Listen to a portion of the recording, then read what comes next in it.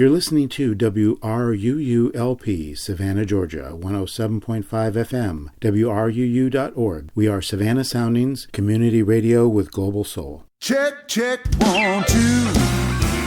Look like a little country, some rock and roll and blues, 'cause we sure love playing for good people like you. Let me know if you can hear me. Check, check, 1, 2. Welcome to Music Local and Sustainable, the radio show that features discussions with and the music of local musicians. I am your host, Dave Lake. Tonight, I am so proud to have in the studio the Dean of Savannah Jazz, Teddy Adams. Trombonist and composer Teddy Adams is a wealth of knowledge when it comes to jazz, and particularly jazz in Savannah. Tonight, I hope to share some of that information and some of that knowledge with you. Welcome, Teddy Adams. It's my pleasure being here, Dave. Let's talk a little bit about your history of jazz in Savannah. I'm a product of the first black band program in public schools here in Savannah, Georgia. That was in 1952. I got introduced to jazz through my brother. He was a saxophone player, and he had started making gigs, and I used to hear him practice. So I had subconsciously embedded in my mind music and probably what I would subsequently play in some respect.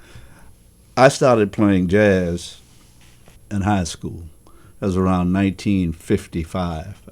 I was introduced to some gigs and the beginning of improvisation.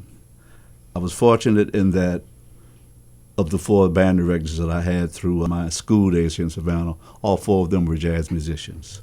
So my experience was playing along with the band directors, and it started at a very, very early age. Savannah was a mecca for jazz when I started playing. As recent as yesterday, we did an interview for the Hall of Fame museum that's going to be kind of renewed here in Savannah. And we talked about West Broad Street, which is presently known as Martin Luther King Jr. Boulevard. When I was coming up, it was West Broad Street, and that was a world within itself to me. The clubs were on West Broad Street, the musicians were on West Broad Street, all of the artists, the black artists that came to town. There was one hotel for black entertainers, for black people in general, and that was the Dunbar Hotel. That was on West Broad Street, the corner of West Broad and Gaston. So that was my permanent spot other than home and school. And my exposure to jazz and to the ways of the world came via West Broad and Gaston. There were jam sessions almost every day there. There were very, very good musicians that lived here. And the beauty of it was they did not mind sharing the music. If they saw a youngster that was interested in playing jazz, it was a pleasant surprise to them, so they made sure that they imparted the knowledge, and it took time to teach, and I took full advantage of that. Even in the early mid-50s, young people were not interested in jazz. Not really. The select few that were welcomed. Jazz, in my opinion, has always been somewhat of a stepchild when it comes to music. I think that with young people, as far as those involved in music, today is stronger than it ever has been. With all of the jazz schools, all of the jazz curriculums that are housed in prominent universities and colleges, I think that jazz is very, very strong now among practicing musicians or aspiring musicians. I still think that John Q. Public has not embraced it as it should. You spent time then at the Dunbar Hotel and in the vicinity of those clubs? West Broad and Gaston. Yeah. That was the nucleus for West Broad Street.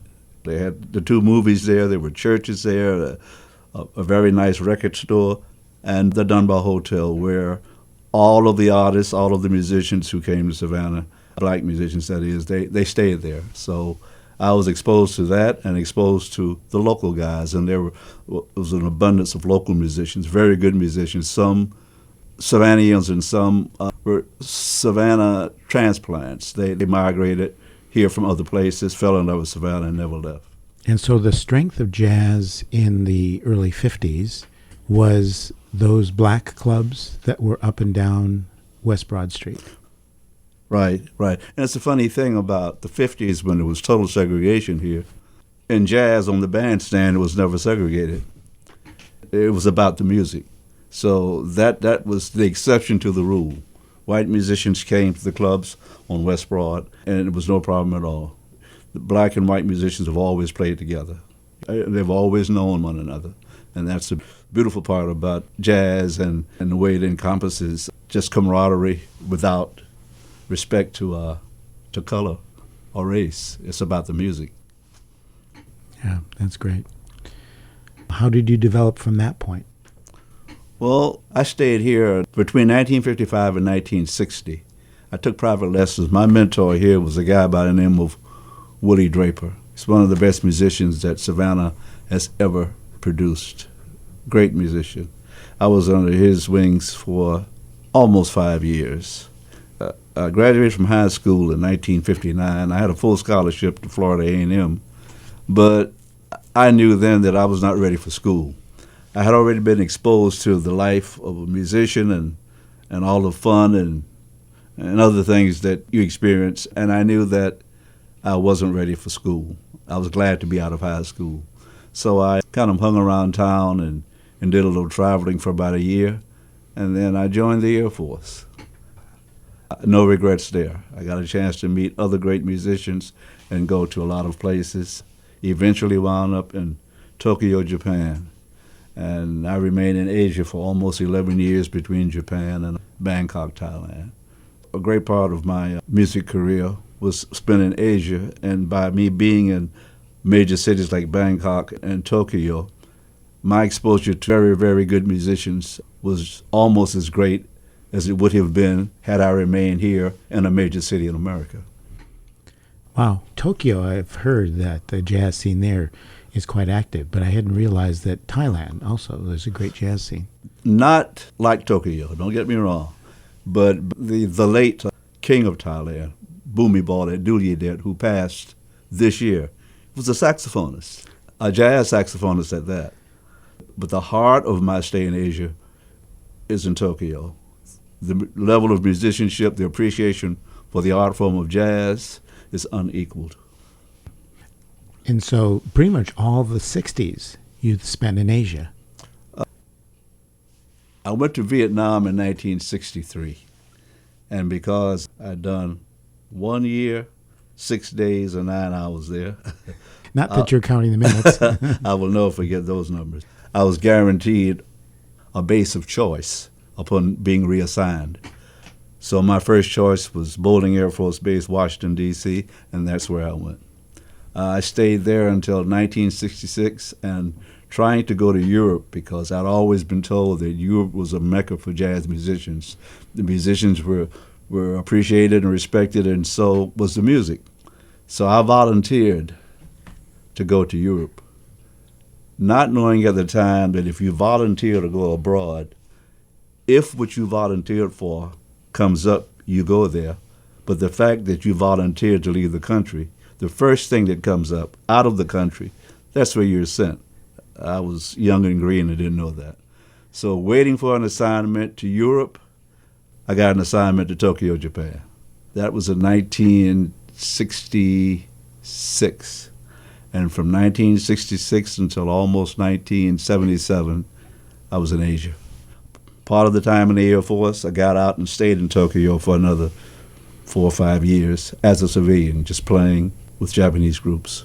Are they Japanese groups, or are they Americans who have expatriated to Japan? Oh, no, they're Japanese groups. Americans came to Japan regularly, and they would stay for long periods of time. But the level of musicianship among Japanese musicians in Japan is impressive. It appears then that World War I brought American jazz to Europe, and World War II brought American jazz to Japan?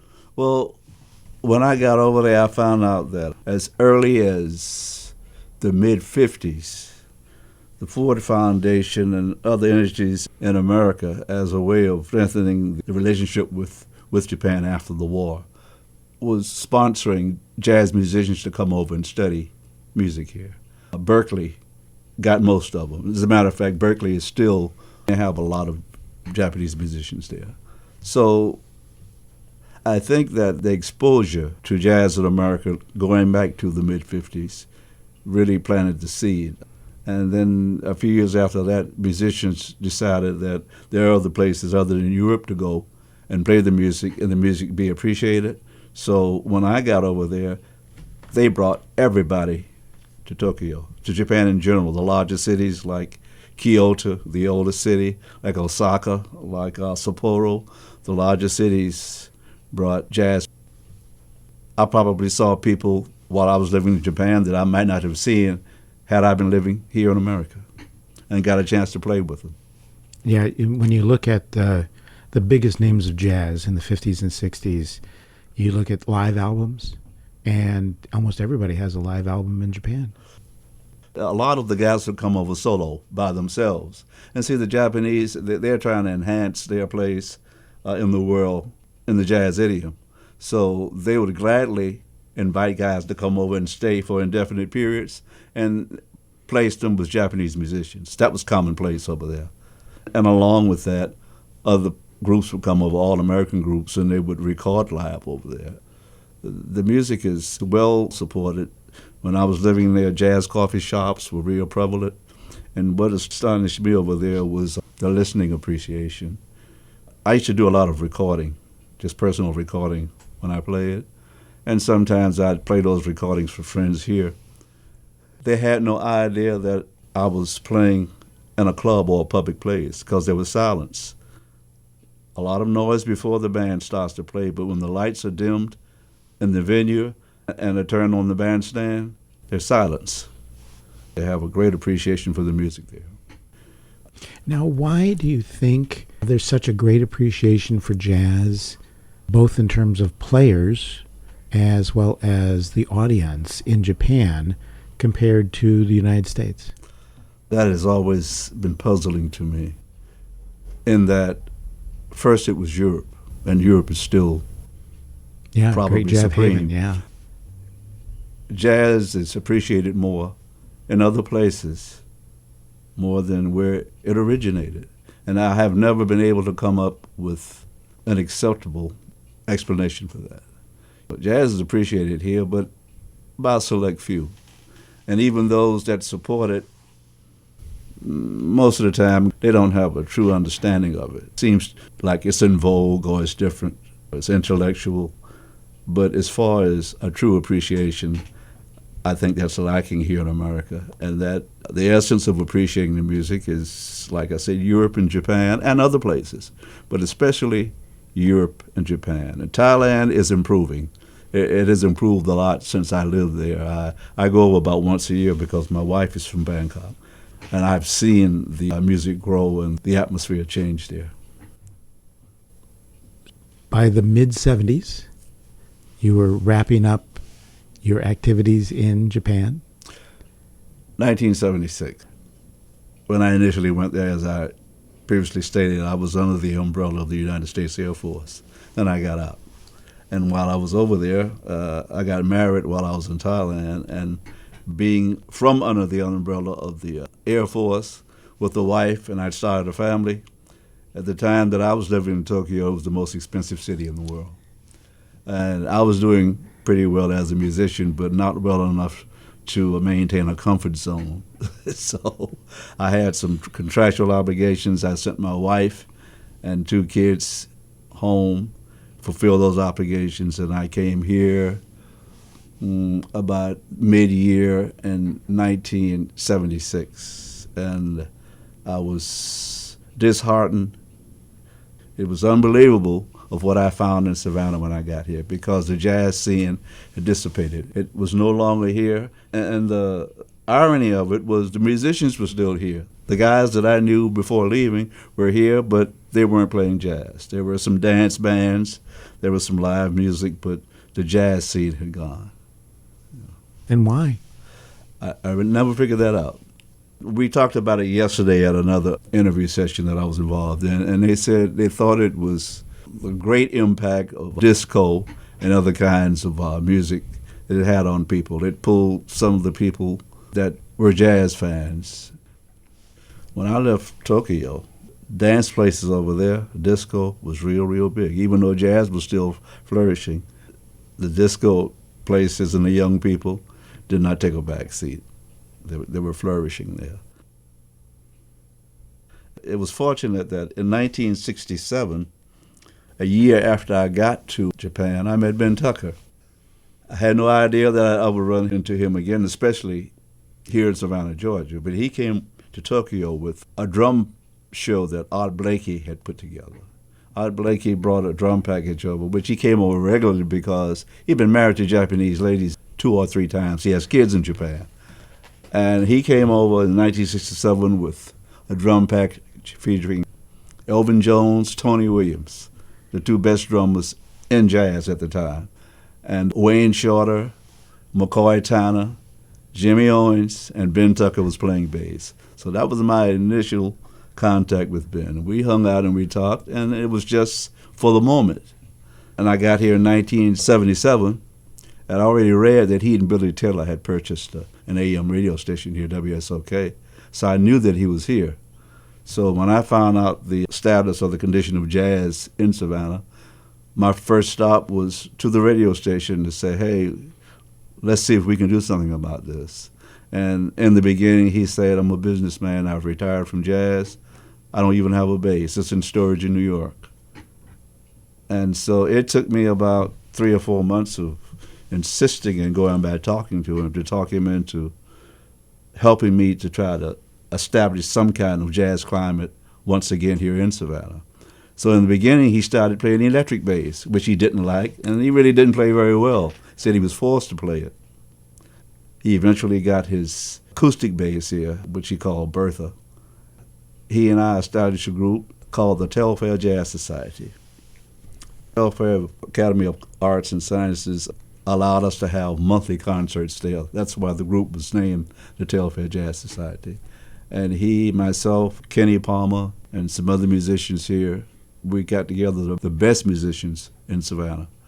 And we started doing monthly concerts at the Telfair. They were very, very well supported.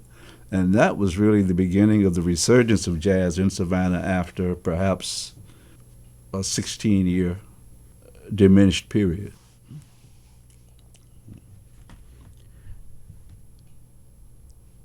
What did you do to make ends meet with the lack of jazz clubs here in town before you started Upon my return? Yeah.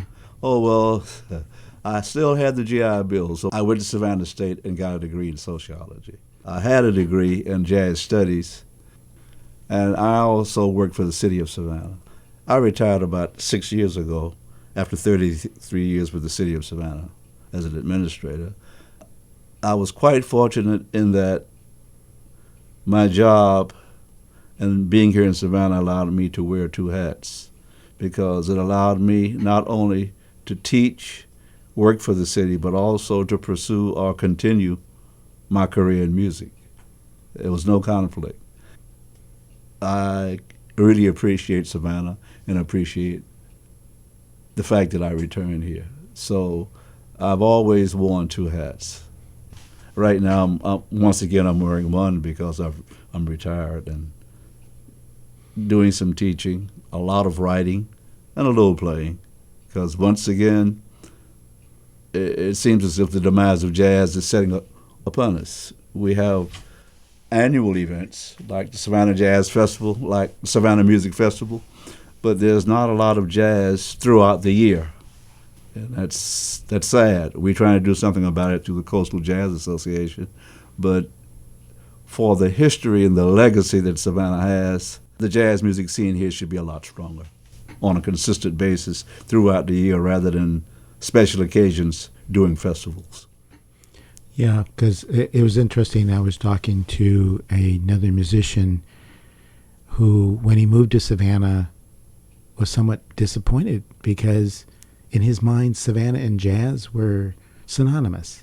And then looking around, so little jazz in the clubs and just about every other type of music, but not jazz. A lot of people know a lot of Savannah natives who made it pretty big in jazz. So they assumed, even though some of those people were not raised here, but being from Savannah, they assumed that Savannah was a jazz town because of that. And I guess they had heard stories about Savannah prior to coming here and said, okay, this would be a good place to go because I know that it's a jazz town. And like I said, at one time it was, but a lot of work needs to be done once again here.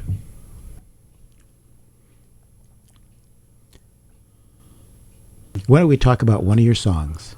One of my songs? Yeah. Well, I'll tell you, I've been doing more writing in the last 10 years than anything else. As I often tell my audiences, my music is inspired by people, places, and different things. I think I've written songs for almost every close member of my family, and I've also written songs about interesting places that I have been.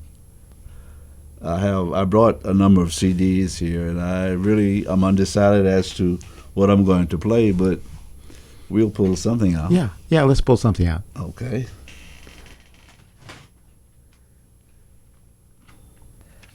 I have delved into writing sacred or spiritual music. Mm-hmm. So this is one that I'm featuring Huxley Scott on this one. Mm-hmm. And I'm not a lyricist, so I wrote the music and did the arranging, but I asked Huxley to lyricize it for me. And this was in honor of my mother, and it's called A Mother's Love.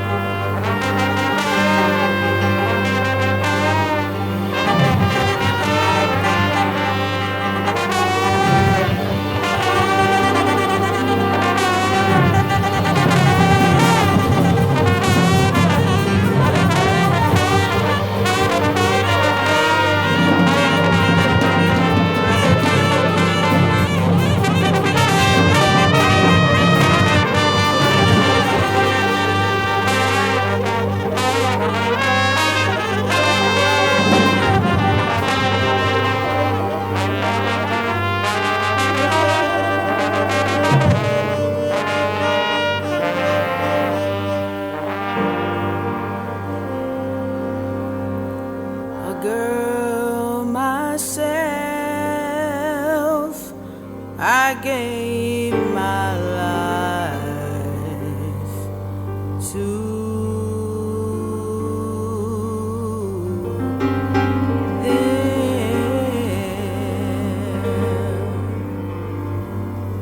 When they were born, helpless, depending on me, they had to be fed, clothed and hugged, rightly bred. I did that.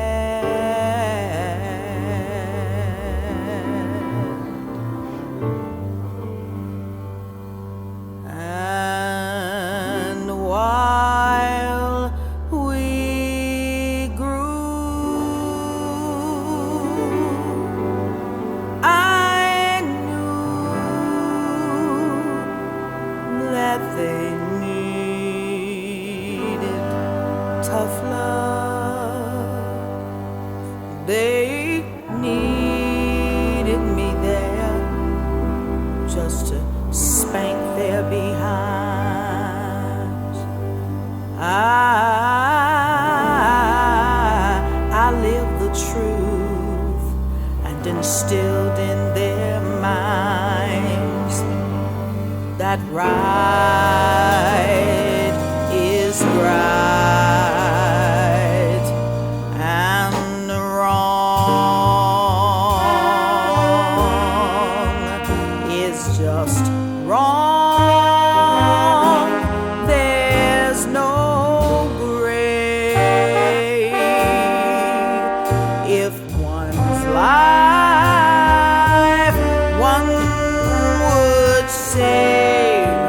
walk in the light, speak the truth, do what's right. I did that, so they'll say at the close of my day.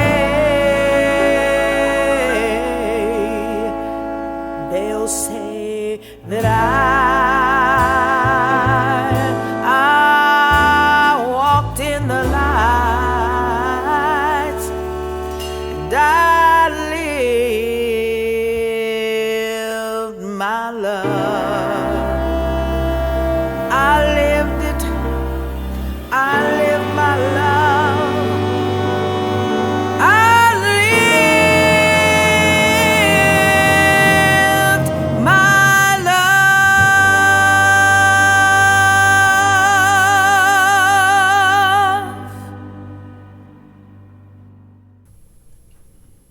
Let's talk a little bit about this song, A Mother's Love.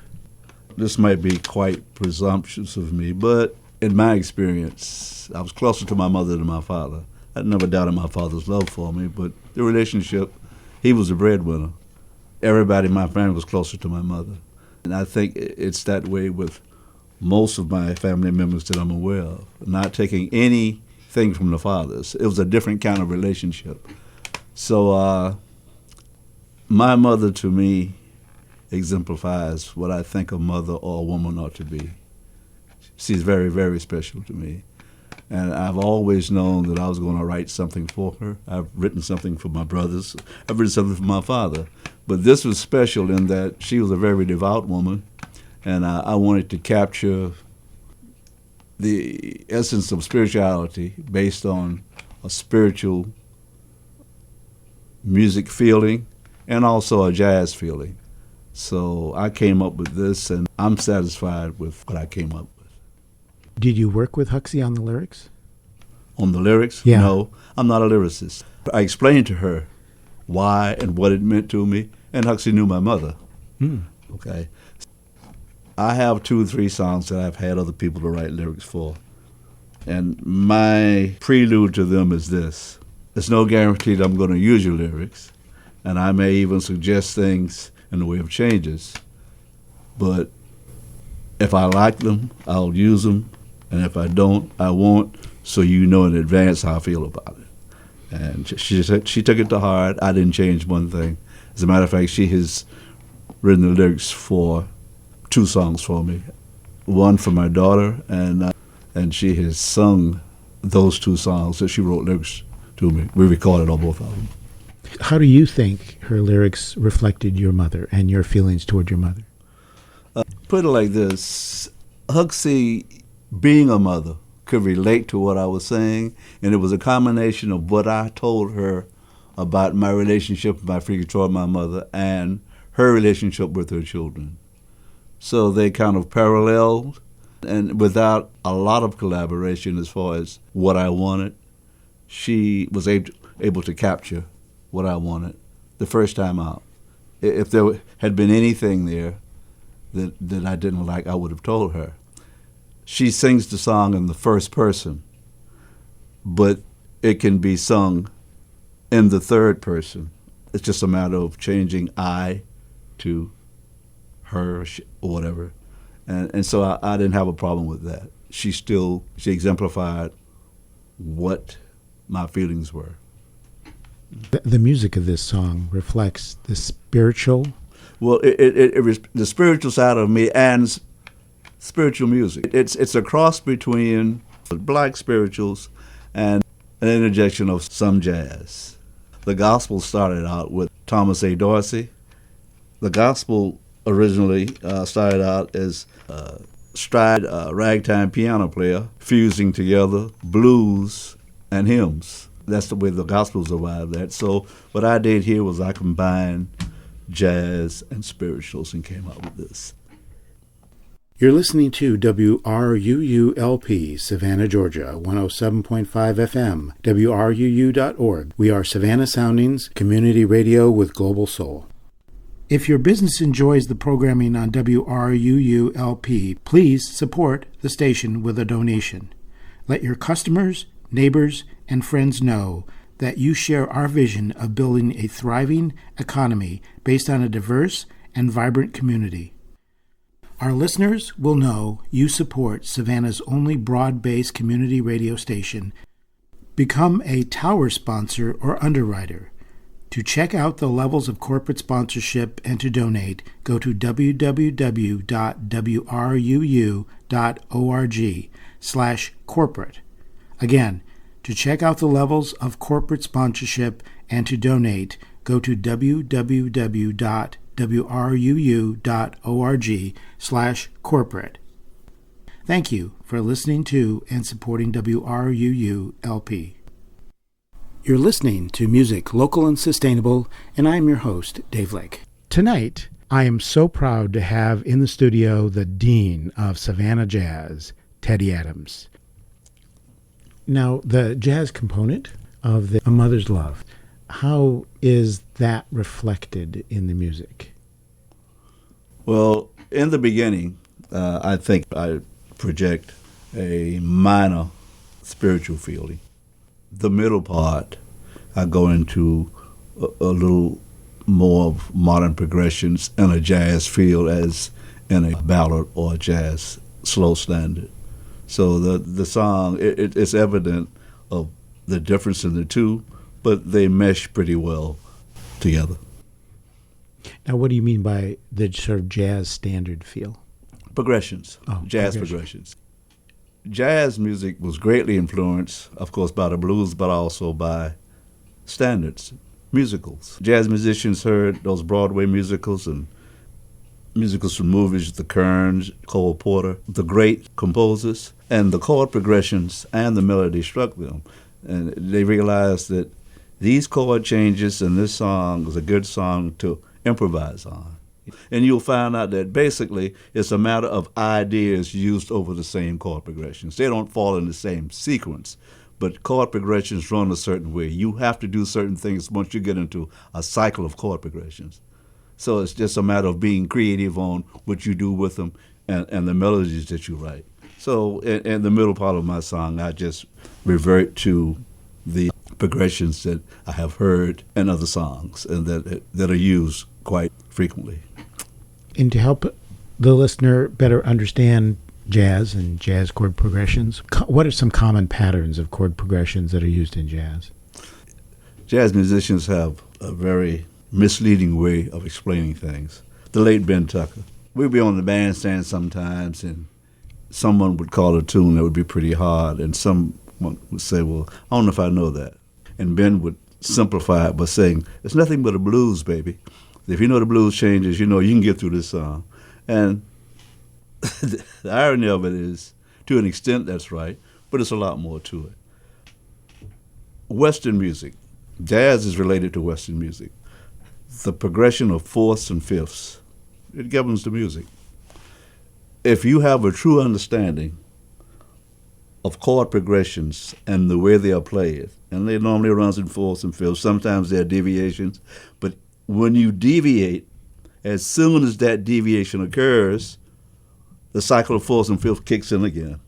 So you've gone some other place, but the cycle falls back. As soon as you find out that that's prevalent and how that works, it makes it a little easier to understand. In the beginning, it always told me the cycle, learn the cycle. And then later, learn the scales and how to apply them to the cycles. And that's very succinctly putting it, and easier said than done. But that, along with imagination and ideas, is the essence of the improvisational approach to jazz. So the basics then is the chord progressions. Right. Then really knowing your scales and how those fit into the chord progressions. Right. And technically that's it, but you have to be creative. And then you interject yourself into that. So theoretically, you're playing music as it should be played, and from a personal nature, you are interjecting what you feel. So that's why I think that jazz music is the greatest music, the greatest art form in existence. It's played within the moment, and you're forced to be thinking and to create within the moment and still deal theoretically. And that's pretty hard to do. Other music is by rote. If you learn it, you learn it. You perfect it, you perfect it. So when you play it, you play it. Jazz is not like that. The challenge to jazz is don't repeat yourself. Try to be fresh every time you play it, even if it's the same song. In jazz, there's something called a chorus, and a chorus is simply the length of the song. Most standard songs are 32 bars long. One standard form is AABA. If you just think of some of the songs, it's 8 bars of the melody and 8 bars of the same melody, maybe different words. And then there's a middle part, which is the B. It's called the bridge to jazz musicians. And then the last part is the part you started out with, AABA. So the forms have changed, and they vary sometimes, but 32 bars, AABA, once down, is the form of the song. So say a jazz musician on a good day is going to take 4 choruses of that song. That means that he's going to, in an impromptu manner, create 4 different scenarios, musical scenarios, or 4 different melodies on the same chord progressions within the moment. It's pretty hard to do. And to perfect it and do it as if it had been rehearsed or practiced, easier said than done. Yeah, that's where the real creativity comes in. That's right. Thelonious Monk said, you show me a jazz musician that does not have an imagination, and I'll show you a guy that needs to find another job. In that same line of improvisation, based upon the structure that is there. So you have the basic structure of the chord progressions, you have the basic structure of the chorus, and you have the basic structure often of, say, A, B, A. Right, that's the form. And within those forms, you have to sort of bring your soul into it. Your personal touch to what's already there. That's the beautiful part about jazz. It's wide open. It's freedom. Like in classical music, and don't misunderstand what I'm saying, I have a great deal of respect for classical music. Matter of fact, I respect any music that sounds good and is played well. But the object of playing classical music is to interpret it as the composer intended it to be interpreted. That's the goal. So you kind of locked into what's going to be done with that music. In jazz, that's not the case at all. You don't want to lose the essence of the music, but it's really what you bring to the table and what you can convey to other musicians and get them. That's the other beautiful part, to be able to play with a group of musicians. And although each musician is an individual, to be able to pull all that individuality together and bring it into one accord to produce a sound jazz moment or a jazz piece. It's pretty hard to do because everybody has his own idea, yet everybody has to adhere to what you are trying to get across. Everybody has to listen to one another as they play, and even though they are being creative, their creativity must jive with the creativity that's overall going on within the song. The essence of jazz is so profound until it's really difficult to thoroughly explain. I mean, good jazz, when it's played right, there's a lot to it. That's why it's such a great art form. Well, why don't we talk about another one of your songs? Okay, let me see. I have a song here, a blues. That's a good vehicle. I wrote for my second son. His name is Chance.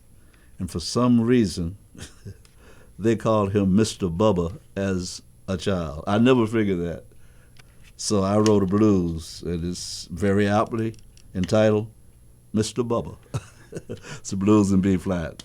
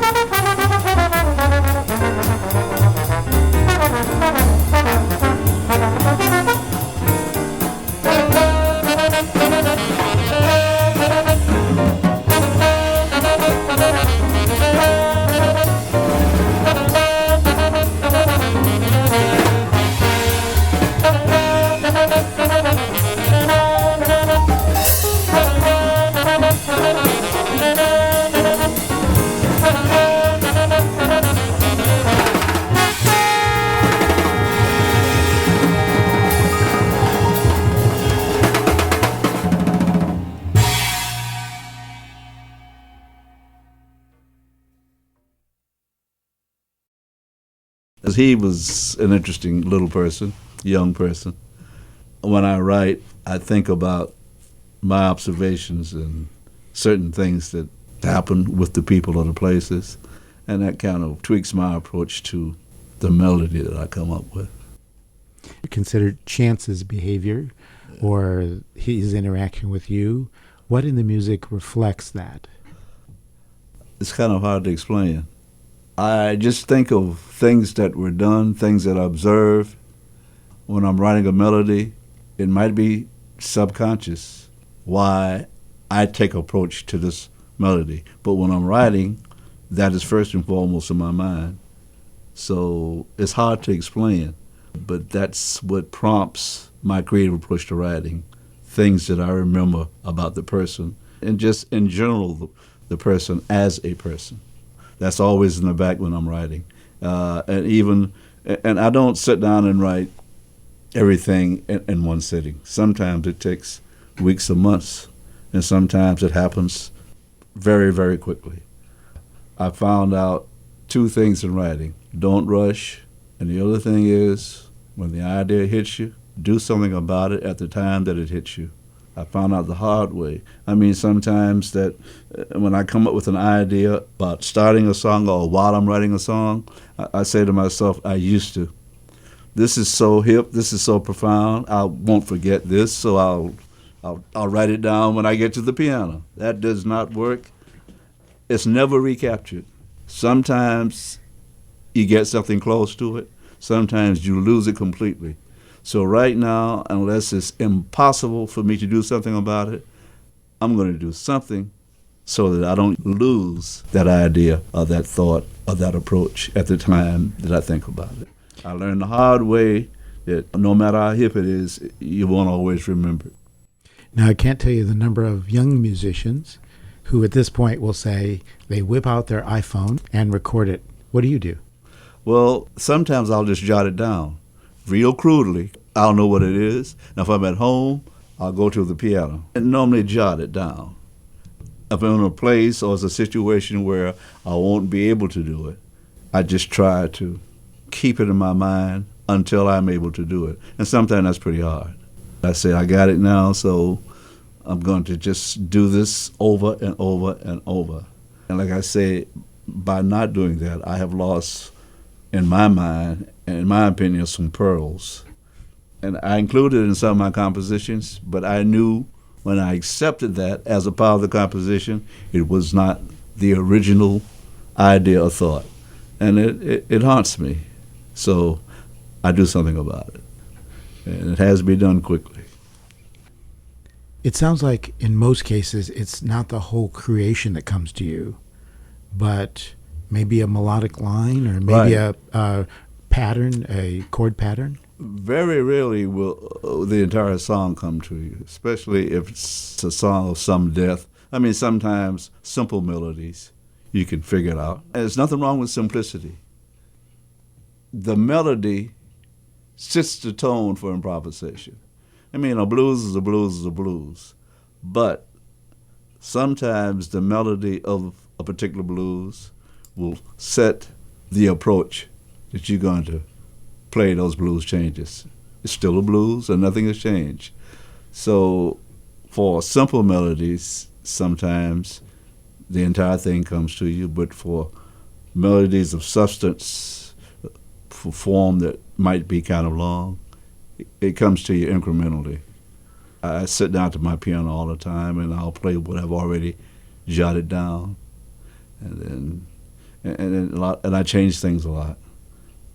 I mean, sometimes when you play it, it sounded great in the beginning, but as you play it and think about it and muddle over it, you say, no, I can do better than this. This doesn't fit well. So I have a tendency to change things a lot. Like right now, I'm in the process of writing about 4 songs simultaneously. Because I know that I'm not going to do it in one setting. I haven't been able to do it, and I've been working on them for quite some time. So from time to time, I'll just sit down and play them. And sometimes I'll come up with something that I think is great, and I'll add it to it. And then next week, it doesn't seem that great to me. So then I'll scratch it and try to go back and find something that better fits what I'm trying to write. And in the back of your mind, you hear it? And trying to compare what you're producing to what you hear? How is that change evoked, I guess? That's one approach. And, I think subconsciously exposed to other music and other sounds, there's similarities in music. I mean, like I say, nobody's original. And a lot of those similarities are subconscious, especially if you're writing. Sometimes I'm thinking that maybe something that I've heard during the period before I last sat down with the song might have influenced my thinking. And then sometimes when I play what I have written, it sounds corny as compared to what I want it to be. I mean, I have sometimes completed a song in its entirety, and at the moment that I completed it, I was satisfied with it. And then after considering what I've written for a while and playing it for a while, I'll go back and change a great deal of it. Not all of it, but a great portion of it, because it's just not befitting to what I imagined in the beginning. And it's a drag because if I've taken a long time to come up with that which I have come up with, to go back and say, oh, this is not going to work, and it's not starting all over again, but it's starting from a certain point, that's kind of disheartening. But I know that I'm not going to be satisfied with what I have, so I know that I have to go ahead and erase that and do something else. Most of the time, when I settle on something after several approaches or several changes, I'm satisfied with what I've concluded as being the best interpretation of my mind and what I want to do. Now, is that generally while you're still at the piano? Or have you taken the songs out to, say, a group and have them? No. When I take my songs out to a group, they're complete. They're complete. It's completed. It's completed and probably arranged. A lot of times, I'll take it to a rhythm section and I'll play it by myself. But if it's one of those situations where I'm using more than one horn, then I've already conceptualized what I want. And when I bring my songs to a group, depending on the song, if I don't have a certain pattern or certain things written verbatim, my approach to my music is to have input. Other times I said, here's what I've written. Now, this part is open, the accompaniment or what can be done with what I've written. Let's see what you can do with it. But I always let them know, if I don't like it, don't be offended if I don't use it. I write a lot of music where for the melody, I'll have specific things that I want done. And then I'll say, okay, after this point, it's on you. You have experienced and heard and played the essence of what I'm trying to do. So what can you personally add to it?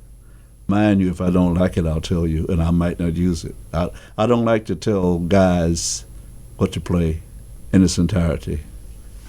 I like input, and I don't regret that, because a lot of times what guys bring to the table, I have liked a lot and said, hey, I couldn't have done any better. I might not have done as well. So my writing in a lot of instances, not the melodies, but in the accompaniment, I leave it open for what a musician can creatively bring to the table. So you've established the basic framework of the initial A section, maybe some of the variation. You've established the framework of the bridge, and then let the other musicians sort of go with that? For instance, I may bring a song in with a specific bass line that I'll write the bass line for the melody. Say, okay, this is what I want you to play for this song I've composed. And sometimes I'll come in and say, this is a samba or this is a straight ahead feel. Here is the melody. What do you feel goes along with this? It's open. Because the name of the thing is the rhythm and the chord changes. That's me. So what you bring or add to it, if it doesn't take away, I don't have a problem with the inclusion of it. It doesn't have anything to do with my composition or your being included as the composer. It's just what you have interpreted from what I've written, and that works real good. I always leave it open for the contributions of musicians, and that's very interesting. And you'll find that different guys will bring different things, but the music itself sets certain parameters. So it's not going to deviate too far from that, but it's still an individual approach by the other musicians. When you do a recording, I presume that all the musicians that are involved in that recording you selected. Most of the time. If it's my recording, I select. On some recordings, I'll use different musicians in the same recording session. I kind of know from experience who would play this particular tune better. Like on one recording I have here on my album, Kith and Kin, I used Ben Riley, who was from Savannah, one of the greatest drummers in the history of modern music. I used him and my favorite drummer in the area, Quentin Baxter, who lives in Charleston, South Carolina. I liked both of them, so I have both of them on the album. I knew the tunes that I wanted them to play on, so that's what I did. So I want you to play these tunes, and I want you to play these tunes. What about a performer do you make that decision about? I mean, it's a samba, so they have more of a samba soul.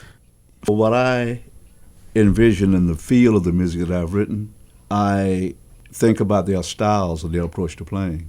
And this is personal. I know the way he plays, so I want him to play this song. It's a personal preference. I don't say one would play any better than the other, but I know what I like, and I know what I've heard from them, so I know what I feel would be better for a particular song. Tonight we have been with Teddy Adams, the Dean of Savannah Jazz. This has been just wonderful. I've just really enjoyed having a chance to talk to you, and I hope you've gotten as much out of this as I've gotten out of this with our conversation here with Teddy Adams. Thank you so very much. It's been a pleasure for me to be here, and thanks for inviting me to just share the art form that I love and I would like to see the world embrace and truly appreciate. And so we need to go out and listen to more jazz. Definitely. Thank you. This has been another edition of Music Local and Sustainable, and I've been your host, Dave Lake. Save this time for another show next week. Well, I know we ain't headed for the Hall of Fame. Gonna give it what we got, man, that ain't no shame. Let me know if you can hear me. Check, check, 1, 2. Let me know if you can hear me. Check, check, 1, 2.